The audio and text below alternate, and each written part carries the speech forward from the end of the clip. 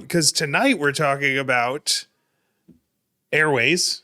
That doesn't sound that. What do you have, like 3 minutes before your breathing not happening is a problem? It's the rest of your life. And like, if you're trying to make sure a patient isn't dying, you need to worry about airway and breathing first. And not just that, but like you being able to keep that patient from getting worse, like intervening early before it's an issue. That can be the difference between, a simple case with a patient or where they're crashing and you're getting them to the hospital. And that's an excellent point, Max, because I've seen people where if you don't recognize that impending airway failure, you're going to be dealing with it behind the 8 ball, and that's not where you want to be, I promise you. So early intervention with anything airway or breathing related it's got to happen. Now, speaking of early intervention, warning signs, I think that's a good segue into our medical term of the week, which for this week is it's the name of a sound. Yes.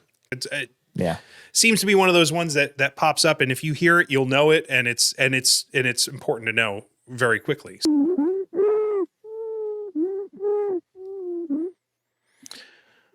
Which kind of breaks your heart because you can almost hear somebody struggling.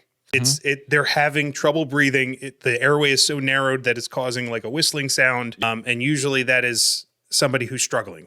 Like, struggling to breathe is a nightmare. The first 4 years of my son's life, he was a lot of times on nebulizers if there was any kind of sickness going, because he immediately went to that. And I have heard that far too many times while holding him in my arms, and it's not good. And I'm picking up that it's probably because it's, when you hear it, it's like like you need to start addressing it now, especially because, like you mentioned, it's in kids, and kids with airway stuff, you need to make sure that's being taken care of immediately. So basically it's a hallmark of an airway obstruction. And whether you're training to become an EMT or you're just, like in my case, being a father of children, like, it's important to know what those things sound like and what they mean. Like, is this a thing where it's a minor problem, or like, do I need to get my child in an ambulance like an hour ago?